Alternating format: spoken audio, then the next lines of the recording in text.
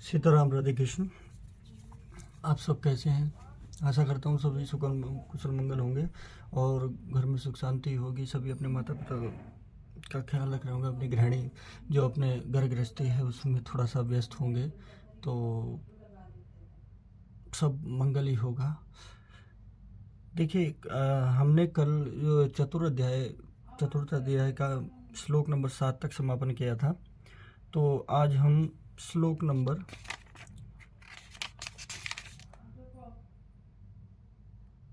10 तक पढ़ेंगे। तो अभी मैं क्या सोचा कि थोड़ा थोड़ा अगर करके पढ़ेंगे तो आपको भी थोड़ा सा आसानी होगी। इतना लंबा अगर आप सुनेंगे तो दिन प्रतिदिन थोड़ा सा एक दो दो तीन तीन श्लोक सुनेंगे तो सही रहेगा। और कुछ जैसा भी है, किसी भी तरकीब से मैं मतलब ये चाहता हूँ कि एक दो प्राणियों को थोड़ा सा समझ में आए। मैं यही चाहता हूँ बस। देखिए, श्लोक नंबर 8 में प्रभु कहते हैं, श्री कृष्ण जी, साधु पुरुषों का उद्धार करने के लिए है, पाप कर्म करने वालों का विनाश करने के लिए है और धर्म की अच्छी तरह से स्थापना करने के लिए मैं युग युग में प्रकट हुआ करता हूँ। ठीक है, भगवान श्री कृष्ण कहते हैं साधु पुरुषों का उद्धार करने के लिए, जो साधु पुरुष है उनका उद्धार करने के लिए, पाप कर्म करने वालों का विनाश करने के लिए, जो पाप करते हैं उनका विनाश करने के लिए, और धर्म की अच्छी तरह से स्थापना करने के लिए मैं युग युग में प्रकट हुआ करता हूँ। अब आप सोचिए, युग युग में प्रकट हुआ करता हूँ। तो हम सोच रहे हैं कि हमारा ही युग है। नहीं, इससे पहले पता नहीं कितने भी युग हो चुके हैं और वो आ चुके हैं और वो बीत चुके हैं, सब कुछ हो चुका है। इसलिए आप जो फंसे हुए हैं ना, वो एक काल चक्र में फंसे हुए हो। जो जीवन चक्र है, जीवन मरण मृत्यु का चक्र है, उसमें फंसे हुए। पता नहीं कितनी बार आपका जन्म हो चुका है, कितनी बार क्या हो चुका है। इससे पहले क्या ये है कि आपने किस योनि में जन्म लिया, किस में नहीं लिया, पर मनुष्य योनि ऐसी होती है जो आप 84 लाख योनियों में अपने कर्म करके आते हैं, उसको सुधार करने के लिए होती है। अगर आप हरि भगवान का नाम लेते हैं अपने सेव, देखिए वैसे तो बोला जाता है कर्म ही पूजा है, पर कर्म के साथ साथ भगवान को भी। ये नहीं है कि आप भगवान को ही, जिसने हमको इस धरती पर पैदा किया, उसको भूल जाएं। देखिए, सबसे पहले अपने माता पिता को, माता पिता से ऊपर कोई भगवान भी नहीं है। जो अपने माता पिता को पूछता है वो भगवान को पूछता है। और आज की डेट में आप भी समझते हैं कौन कितना पूछता है। तो ये दिखाने की जरूरत नहीं है कि मैं पूछता हूँ या नहीं पूछता हूँ। आपको सिर्फ अंतर मन से करना है कि उनके विचारों में, उन्होंने जो उनकी जीवन शैली है उसमें जाके देखिए आप कि उन्होंने कितना कठिन जीवन व्यतीत किया होगा जो आपको यहाँ तक पहुँचाने के लिए। समझ रहे? भगवान ने तो जीवात्मा ही डाली है ना, पर पैदा तो माता पिता ने किया है ना। तो एक कहावत कही जाती है कि पिता चाहे कितना भी दुष्ट क्यों ना हो, पिता चाहे कितना भी दुष्ट क्यों ना हो, वह हमेशा पूजनीय होता है। क्यों पूजनीय होता है? क्योंकि आज हम यहाँ अगर खड़े हैं तो उन्हीं की बदौलत खड़े हैं। समझ रहे हैं आप? तो आपसे हाथ जोड़ के विनती है, अपने माता पिता का सम्मान करें, हमेशा उन्हें पूछते रहें। तब, हे अर्जुन, मेरे जन्म और कर्म दिव्य अर्थात निर्मल और अलौकिक हैं। हे अर्जुन, मेरे जन्म और कर्म दिव्य, देवताओं के दिव्य जो होते हैं, दिव्य और अर्थात निर्मल, बिल्कुल साफ सुथरे और अलौकिक, जिनकी कोई तुलना ही नहीं कर सकते। इस प्रकार जो मनुष्य तत्व से जान लेता है वह शरीर को त्याग कर फिर जन्म को प्राप्त नहीं होता है, किंतु मुझे ही प्राप्त होता है। इस प्रकार अलौकिक है। मतलब प्रभु बोल रहे हैं कि हे अर्जुन, मेरे जैसे मैं जन्म लेता हूँ, ठीक है, मेरे जन्म और कर्म दिव्य अर्थात निर्मल और अलौकिक है। मतलब मेरा जो जन्म है वो जन्म शैली में मेरा निर्मल, साफ सुथरा, अलौकिक, पूरी कथा, कोई किसी से द्वेष भावना नहीं, कुछ नहीं, हमेशा धर्म की स्थापना करना वो है। इस प्रकार जो मनुष्य तत्व से जान लेता है, तत्व से मतलब मेरे से जान लेता है या अपनी बुद्धि से जान लेता है, भगवान को जान लेता है, वह शरीर को त्याग कर फिर जन्म को प्राप्त नहीं होता है, किंतु मुझे ही प्राप्त होता है। समझ रहे हैं आप? तो इस चीज का भी ध्यान रखिएगा। सर्वशक्तिमान सच्चिदानंदन परमात्मा अज अविनाशी और सर्वभूतों में परम गति तथा परम आश्रय है। वे केवल धर्म को स्थापन करने और संसार को उद्धार करने के लिए ही अपनी योग माया से सगुण स्वरूप होकर प्रकट होते हैं। इसलिए परमेश्वर के समान सुहृद, प्रेमी और पतित पावन दूसरा कोई नहीं है, ऐसा समझकर जो पुरुष परमेश्वर का अन्य प्रेम से निरंतर चिंतन करता है, आसक्ति रहित संसार में बरतता है, वही उनको तत्व से जानता है।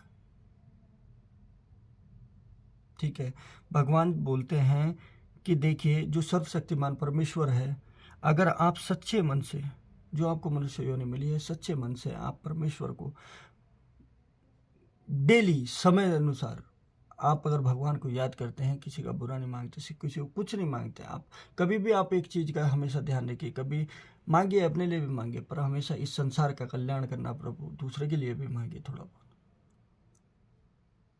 ठीक है, क्योंकि हम सिर्फ अपने अपने लिए अगर ऊपर वाले से मांगते हैं तो वो एक स्वार्थ हो जाता है। अगर दूसरे के लिए हम बिना स्वार्थ के मांगते हैं तो वो स्वार्थ नहीं कहलाता।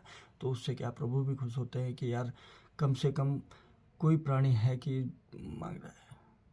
कुछ नहीं बोलो तो ये बोल दो, हे भगवान इस संसार में सबका कल्याण करना, सबको खुश रखना, बस मुझसे किसी का बुरा ना हो प्रभु। अब सबकी सहायता करने योग्य बनाना, अपने चरणों में शरण देना और अपनी भक्ति में लगाए रखना, बस सिर्फ ये ध्यान रखिए।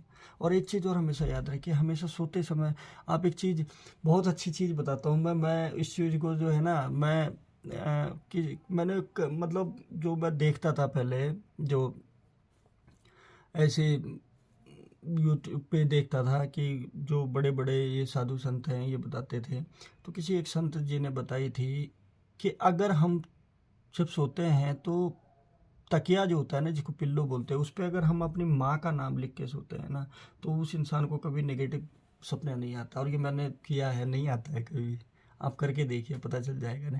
देखिए स्वप्न क्या होता है, स्वप्न क्या होता है कि हम जब गहरी नींद में होते हैं तो हमारी जीवात्मा भ्रमण करने के लिए जाती है, तो जो भ्रमण करते समय वो देखती है उस चीज़ को, वही स्वप्न में हो जाता है। समझ रहे हैं आप, यही है। तो जो भगवान को ऐसा समझकर जो पुरुष परमेश्वर का अन्य प्रेम से निरंतर चिंतन करता है, निरंतर चिंतन मतलब निरंतर भगवान को याद करता है, आसक्ति रहित संसार में, इस आसक्ति रहित संसार को बरतता है, वही उनको तत्व से जानता है, वही उनको तत्व से अच्छी तरह से जानता है। पहले भी जिनके राग, भय और क्रोध सर्वथा नष्ट हो गए थे और जो मुझ में अन्य प्रेम पूर्वक स्थित रहते थे, ऐसे मेरे आश्रित रहने वाले बहुत से भक्त उपयुक्त ज्ञान रूप तप से पवित्र होकर मेरे स्वरूप में प्राप्त हो चुके हैं। देखिए भगवान श्री कृष्ण कहते हैं पहले भी, मतलब इससे पहले भी हम सोचते हैं ना कि हम ही हैं ना, पृथ्वी युग आए युग चले गए, कल्प आए कल्प चले गए, तो ऐसा मत सोचिए आप अगर सोच रहे हो ना कि मैं ही हूँ यहाँ पे, मेरे अलावा कोई नहीं, ना जी, आप पता नहीं कितनी बार आ चुके हो, पता नहीं कितने ब्रह्मांड सौर मंडल में आप जैसे घूम रहे होंगे, तो कभी उसको चैलेंज मत कीजिए। वो है प्रेमी है, वो प्यार से तुमको देखता है कि अभी समय है। आप देखिए किसी भी पाप का एकदम से दंड क्यों नहीं दिया जाता है, इसलिए दंड नहीं दिया जाता है कि उसको यहाँ पे भी भगवान उसको एक मौका देते हैं कि तू मुझे याद कर, अपने पाप से मुक्त हो जाएगा, उसके बाद कोई पाप मत कर।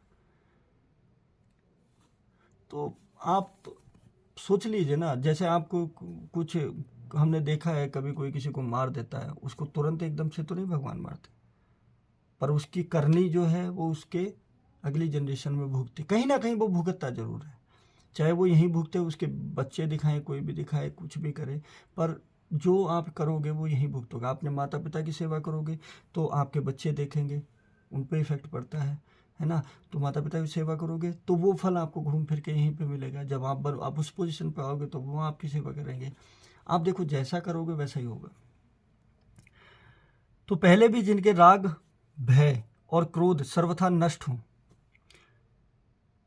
ठीक है, जिनके राग, जिनमें कोई राग, भय, कोई डर नहीं है, क्रोध सर्वथा नष्ट हुए हैं, और जो मुझ में अन्य प्रेम पूर्वक स्थित रहते हैं, जो बिल्कुल प्रेम, कोई स्वार्थ नहीं, कुछ नहीं, बस भगवान प्रेम, राम प्रेम, राधा प्रेम, कृष्ण प्रेम, मुझमें सब एक ही है। देखिए राधा कृष्ण वो एक ही हैं, सब एक ही हैं, स्थित रहते हैं, ऐसे मेरे आश्रित रहने वाले, जो मेरे पे आश्रित रहता है, ऐसे मेरे आश्रित रहने वाले बहुत से भक्त उपयुक्त ज्ञान रूप तप से, ज्ञान रूप जो ज्ञान का भंडार है, उस ज्ञान रूप तप से पवित्र होकर मेरे स्वरूप में विलीन हो चुके हैं, प्राप्त हो चुके हैं।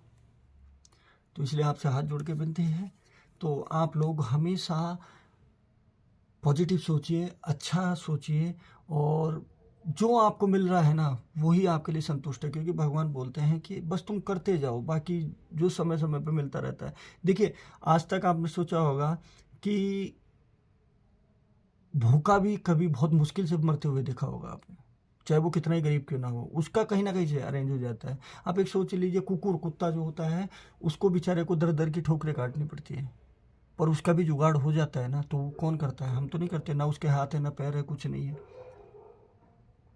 समझ रहे हैं आप? तो भोज ऐसा नहीं है कि भगवान ने आपको इस लिए लिखा है तुम्हारा, तो वो सब कुछ लिखा हुआ है। वो आपको कब कहाँ कैसे मिलना है वो मिलेगा आपको। इस चीज़ का आप दिमाग पे जोर मत डालिए, बस अपने घर में सुख शांति से रहिए और हमेशा अच्छा सोचिए, और अपने गृहस्थ जीवन को और सुंदर बनाइए, और अपने बच्चों को भी थोड़ा समझाइए, उनको बताइए कि हमारे शास्त्रों में क्या लिखा है, हमारे भगवान कौन है। ये आजकल की गेमिंग लाइफ को हटाइए, इस चीज़ को। और थोड़ा सा, मैं ये नहीं बोलता कि आप पढ़ाई मत कराइए, उनको डॉक्टर बनाइए, अच्छा बनाइए, पर अपने शास्त्र से भी प्रेरित कराइए उनको थोड़ा थोड़ा। एक एक श्लोक, अच्छे अच्छे श्लोक पढ़ाइए, ठीक है? बहुत अच्छे अच्छे श्लोक हैं।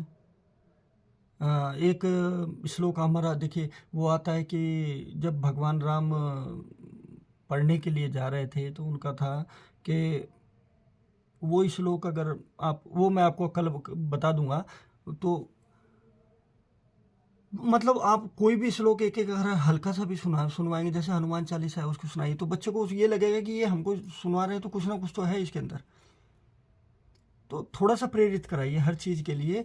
तो ऐसा ना हो कि, मेरा देखिए मकसद ये है कि जैसे हम धीरे धीरे अपने पूरे शास्त्र जिसने पैदा किया, वो शास्त्र धर्म सबको भूलते जा रहे हैं, तो थोड़ा सा हम अगर 50% भी उस पर ध्यान देंगे। देखिए, पूजन तो हमारा ख़त्म नहीं हुआ, पर पूजन में भी बहुत मिलावटें आने लगी है, सोच में भी मिलावटें आने लगी है, हर चीज़ में मिलावटें आने लगी है। हर आदमी ये सोचता है बस मैं इसका ये कर लूँ, मैं इसका ये कब्जा लूँ। नहीं, गलत बात है।